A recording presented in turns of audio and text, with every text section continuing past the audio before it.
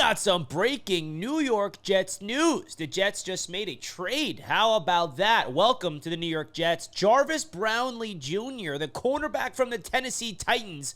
And this is a very interesting trade here from Darren Muji and Aaron Glenn to bring in a guy that could help out this Jets secondary right away. As we all know, the Jets secondary has been bad so far this season. The Jets are 0-3, giving up almost the most points in the league so far throughout the season. I think 93 points total in 3 games. Inexcusable stuff, but this is a very intriguing player that the Jets just traded for. Very young, was drafted by the Tennessee Titans just a few years ago, and he had a very productive season for Tennessee just last year. He even had some plays made this season for the Tennessee Titans. Let's get into everything you need to know about Jarvis Brownlee Jr. and all the latest news surrounding the New York Jets. Don't forget to hit the like button and subscribe to the channel if you're new here, folks. We got a lot of Jets content coming your way all season long. I know the Jets have not won a game yet, so Jets fans are already jumping off the ship, but I'm not going anywhere, baby. Jets media goes through all the adversity just like Aaron Glenn's Jets. So make sure you guys hit those buttons. Comment down below your thoughts of the trade as well. Let's get straight into business. So a little bit about Brownlee. He is 5'10", 194 pounds. He was a 5th-round pick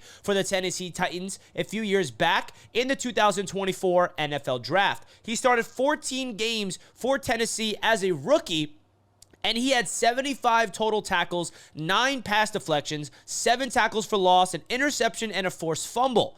I mean, that's pretty good numbers for a rookie, if we're being honest. A 5th-round rookie. He did not play this past week for the Tennessee Titans due to an ankle injury. So maybe he's dealing with that ankle injury. I don't know why the Titans wanted to give up on him, but maybe they got some depth. But the cool thing about this trade here is that he's reuniting with the Jets' current defensive backs and pass game coordinator on the defensive side of the ball, Chris Harris, who was the Tennessee Titans' defensive pass game coordinator last year. So this is a guy that he understands his tendencies. He understands his approach to the league. And you look at what he's about. Even in his first 2 games this season, he started for the Tennessee Titans, and he actually had not a bad start to this season. 17 tackles, 2 tackles for loss, and a pass deflection in this season. So he's very active. He's a starter in this league. And I feel like the Jets giving up, a late pick swap. The Jets basically are getting a Jarvis Brownlee Jr. and a 2026 7th-round pick, and the Jets are giving up a 2026 6th-round pick. So it's basically just a late pick swap for this player. I think that's really interesting to add some pieces to this roster. And I think people need to realize that Aaron Glenn and Darren Muji, we got to give them time to figure out ways to acquire their type of pieces to be part of their culture.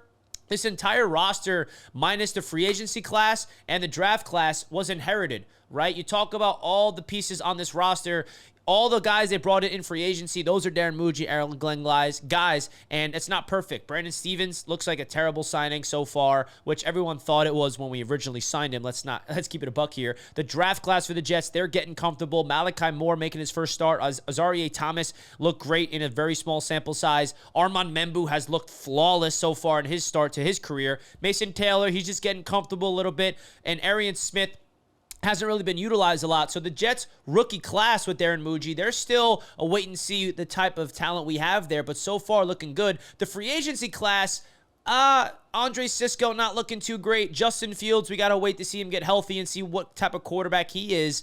Josh Reynolds is already injured. The free agency class a little underwhelming for this team, but the reason why I bring up all the acquisitions, they brought in Harrison Phillips and Jawan Briggs right before the season started, right? They brought in Woods in the waiver wire, and now they're adding Brownlee Jr. That's another piece that Darren Muji and Aaron Glenn is adding to this regime, their new version of the New York Jets. And I feel like this is a guy that could easily make an immediate impact. But my question is he going to replace Brandon Stevens?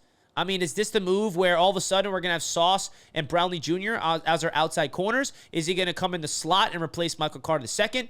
Are they going to utilize him in certain packages? Because this is a starter in this league that has a lot of upside. And the Tennessee Titans fan base, they're upset with this trade. They're like, why do we just give up Brownlee Jr.? This guy's a really good football player for a 5th-round pick just a few years ago. Only 24 years old, a lot of upside, and I'm excited to see him reunite with Chris Harris and the New York Jets organization. Now, there is some news that we have to get get into around the New York Jets. Unfortunately, Quincy Williams is injured. A shoulder injury from the last game against the Buccaneers. He is placed on IR with the shoulder problem, so he's going to be done for 4 games. Also, McCrary Ball is injured. I didn't even know that he got hurt in that game. He's on the IR. So those are 2 linebackers that the New York Jets have placed on IR. So that's not good. We have Kiko that's going to replace Quincy Williams, and I guess Zaire Barnes are the linebackers that are going to be up, which is really interesting to see what the Jets are going to do there. The Jets signed linebacker Mark Robinson to the practice squad. That's probably going to have to be elevated because the Jets definitely need depth. He's a 4-year veteran from Mississippi. The Jets got him from the Patriots practice squad.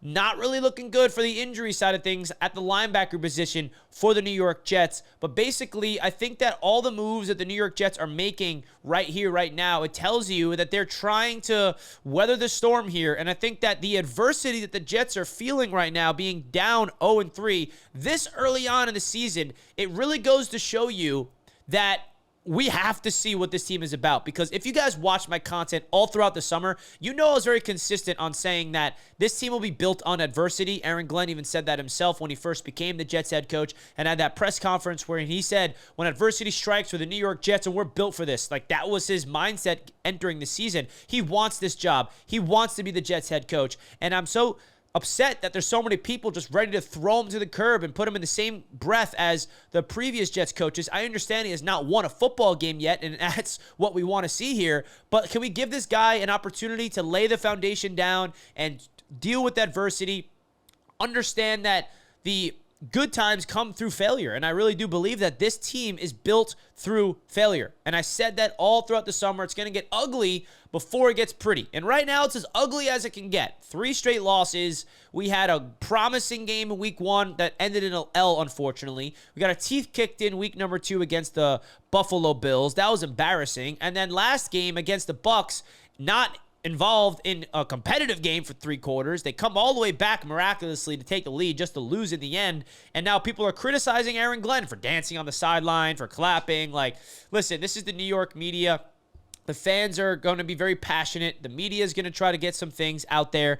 But I feel like the way Aaron Glenn is approaching the adversity, I personally like it. I'd rather him be upbeat and positive rather than feed into the negativity. Because if Aaron Glenn's feeding into like, yeah, you know, we are the same old Jets, and, you know, he's pouting on the sideline after a loss, like, that feeds into the players, and he needs to be upbeat. He needs to set the standard for these players to inspire them to go play winning football, because the Jets played winning football in the fourth quarter, at least offensively, not defensively. And I'm not ignoring the issues the New York Jets have on this team, but I am really confident that Aaron Glenn knows what he's doing, and I'm giving him at least this season before I'm really going to start criticizing him about if he's built for this job or not. So definitely got a lot to get off my chest about these New York Jets in this video. Had to give you all the latest news about the trade and the injury news. You guys let me know your thoughts in the comment section. Big shout out to Sleeper, as always, for sponsoring Jets media all season long. Don't forget to check them out, folks, because you guys get a $100 match up to $100 right there on Sleeper by using my code JETS. So go click the link at the top of the chat, download Sleeper today,